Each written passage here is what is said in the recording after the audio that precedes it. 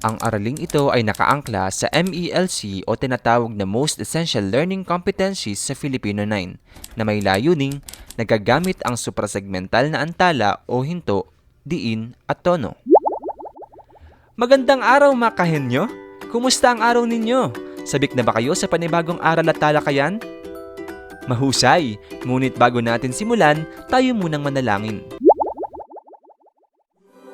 Ama naming makapangyarihan, Ikaw ang Panginoon ng kaalaman at kasaysayan na nagsugo sa wikang nagkatawang tao, ang aming Panginoong Hesukristo.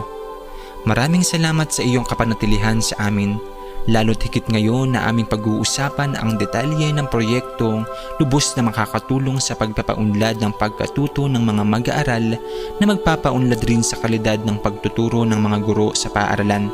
Nawa ang proyektong ito ay maging kasangkapan ng aming pagkakaisa bilang tagapaghatid ng kaalaman at mga aral sa mahal naming mga mag-aaral.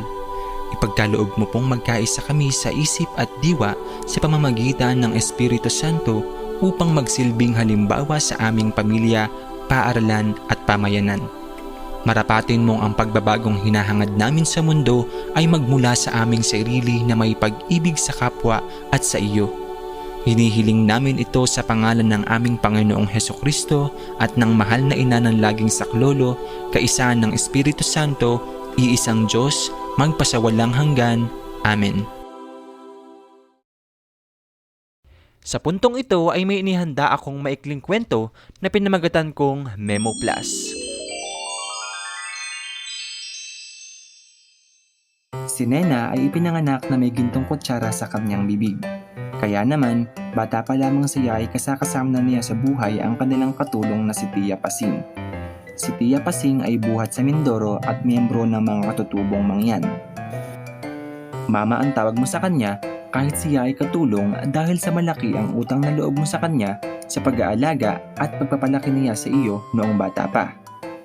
Dahil kaarawan niya ngayon, naisip mong i-order siya ng regalo at bulaklak para sa kanyang espesyal na araw.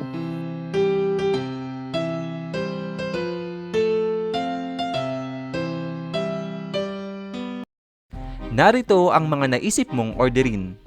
Bungkos ng mga rosas na nagkakahalaga ng 500 piso, cake na nagkakahalaga ng 585 piso, tsokolate na nagkakahalaga ng 255 piso at meron itong delivery charge na 50 piso.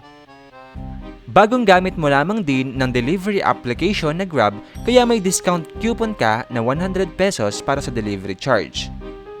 Ang tanong, magkano ang magagastos mo para sa kaarawan ng mamapasing mo? Mahusay! Talaga namang naipamalas ninyo ang inyong galing sa pagkukwenta. Kaya panatilihin ang inyong sigla ng inyong isipan ay mabatak pa sapagkat ang ating talakayan ay makakatulong upang umunlad ang inyong kakayahan at kaalaman. 1 text away. Bahagi na ng ating buhay ang mga online delivery services na ating nakasanayan. Tukuyin kung anong delivery service ang kailangang gamitin sa mga sumusunod na sitwasyon. Para sa sitwasyon 1, Mama, kaarawan mo ngayon, di ba? Anong regalo ang gusto mo? Naku, salamat bunso.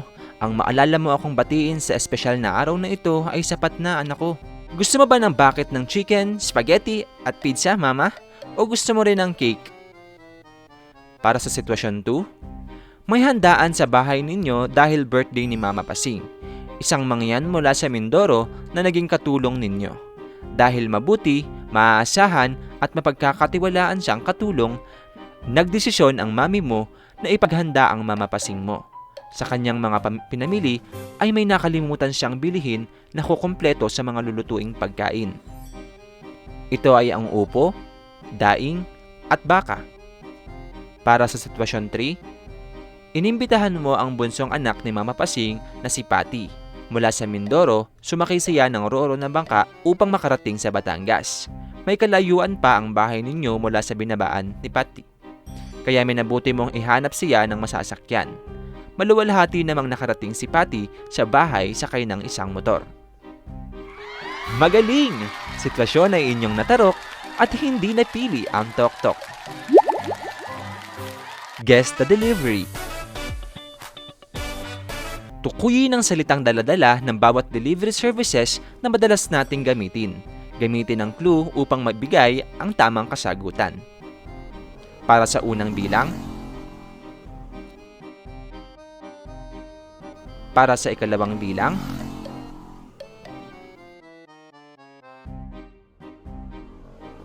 para sa ikatlong bilang,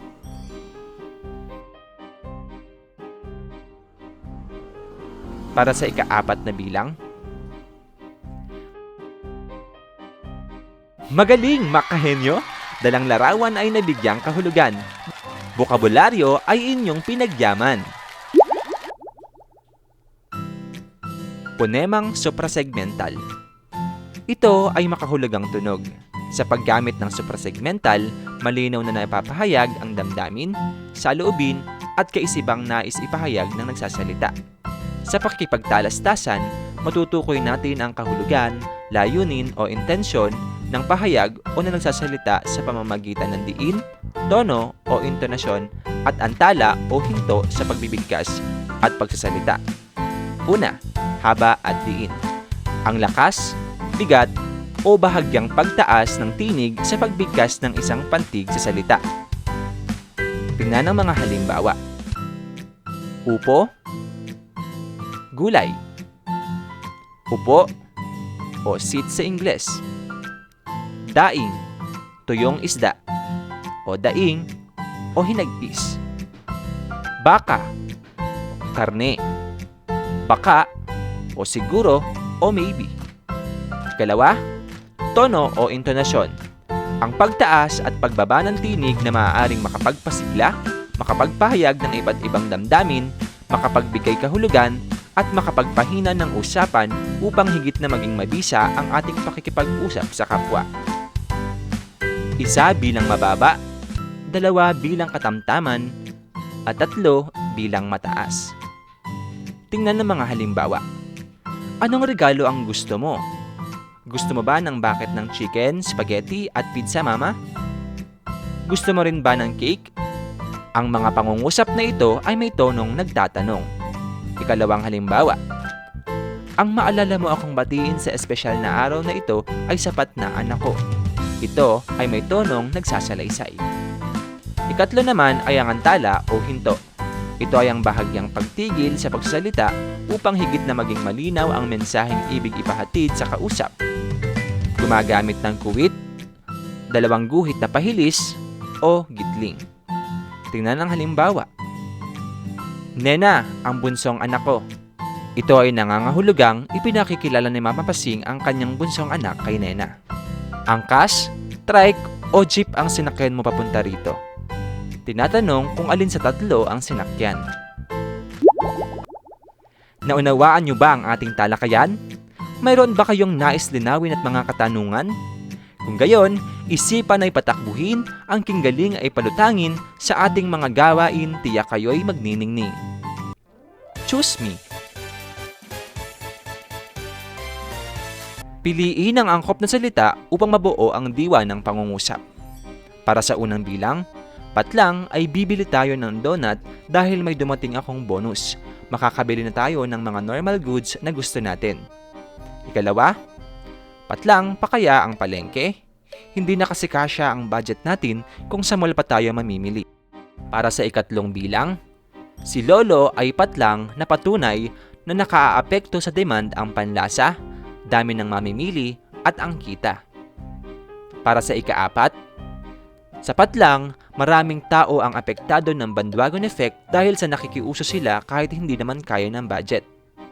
Piliin ang angkop na bilang upang matukoy ang tono ng pangungusap. 213 bilang pag-aalinlangan at 231 bilang paglalahad. Para sa ikalimang bilang, marami na nga ba ang nakikiuso sa panonood ng Netflix? Para sa ika-6 na bilang, kapag tumaas ang presyo ng produkto, bumababa ang demand para sa komplementary ng produkto nito. Para sa ika-3 bilang, sinasabing kapag bumaba ang presyo ng produkto, bumababa rin ang demand ng substitute product o pamalit na produkto. Tukuyin kung alin ang tama batay sa sitwasyon. Para sa ika-8, Sinasabi ng sasalita na karneng baboy dapat ang bilihin. A. Hindi, karneng baboy ang bibilhin. B. Hindi karneng baboy ang bibilhin. Para sa ikasiyam na bilang, sinasabi ng nagsasalita na oral vaccine ang pamalit sa vaccine injection. A. Hindi oral vaccine. B. Hindi oral vaccine. Para sa ikasampu, sinasabing hindi maganda ang panic buying. A. Hindi maganda ang panic buying dahil nabibigyan ng pagkakataon ng mga producer na magtaas ng presyo. O B. Hindi maganda ang panic buying dahil nabibigyan ng pagkakataon ng mga producer na magtaas ng presyo. Dumako naman tayo sa pangkatang pag-uugnay. Kung ikaw ay nasa paaralan ngayon, maaaring bumuo ng pangkat kasama ang mga kaklase upang gawin ang sumusunod na gawain. Kung ikaw naman ay nasa inyong bahay, maaari ka namang pumili at mag-anyaya ng ilang miyembro sa inyong pamilya upang maging epektibo at maisakatuparan ang gawaing ito. Delivery with empathy. Grab IP, I belong. Ikaw ay isang mag-aaral na kabilang sa mga indigenous people. Alam mong sa inyong pangkat, iilan lamang ang nabibigyan ng pagkakataong makapag-aral. Ano ang gagawin mo upang maihatid sa ilan mong kapwa IP ang mga aralin at aral na hatid ng pagkatuto mo sa paaralan? Sa pamamagitan ng isang dula, marubdob na ipakita ang inyong simpatya. Isaalang-alang ang inyong natutunan hinggil sa ponemang suprasegmental. Narito ang pamantayan sa pagmamarka.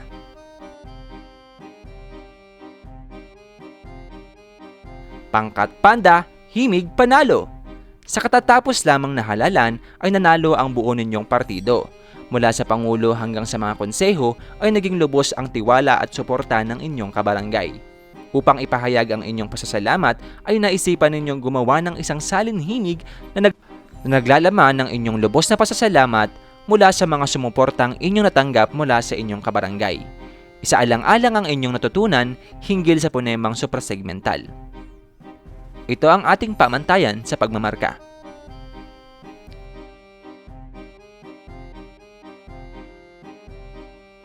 Pangkat Angkas, Flag of Faith. Ang Lipa ay kilala sa bansag na Little Rome ng Pilipinas dahil sa dami ng simbahan dito sa atin. Ito ay sumasalamin sa pagiging makadiyos at pagpapakita ng matatag at pananampalataya ng mga tao. Bilang isang aktibong miyembro ng paaralan, kayo ay naatasang bumuo ng short vlog na magpapakita ng kulturang pagkamakadiyos ng mga Lipenyo. Ito ang ating pamantayan sa pagmamarka.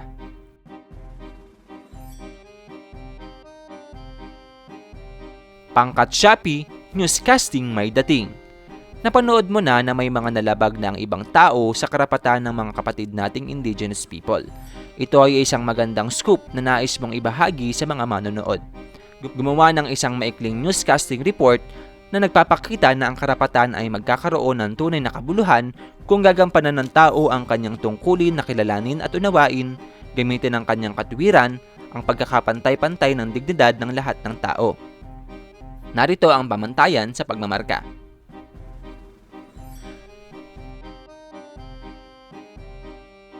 Mga presentasyon ninyo'y talagang swak na swak, kagalingan ninyo ay pak na pak.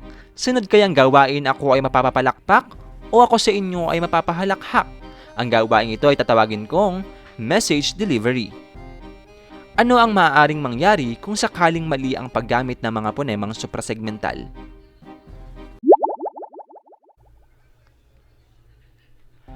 Kung mali ang gamit ng ponemang suprasegmental sa komunikasyon, ikay mapapatigagal. Sa panahon ngayon, mahilig ang mga tao sa pag-order online para sa kanilang mga pangangailangan at kahit pa ang pagrenta ng masasakyan upang maghatid sa kanilang pupuntahan. May mga pagkakataong maling parcel or order ang mai-deliver sa atin. Bilang isang customer, paano mo maipauunawa ng mabuti sa seller o delivery rider na mali ang i-deliver sa'yo? Mahusay! Batid kong lubos ninyong naunawaan ang paksang ating tinalakay. Aral ng aralin ay inyong isabuhay, palagi itong itatak sa puso at isipan at sa pang-araw-araw na pamumuhay, gawin itong gabay. At upang sukatin ang inyong natutunan sa ating naging talakayan, pagsusulit ay sagutin, katalinuhan ay pairalin, ang katapatan ay gayon din.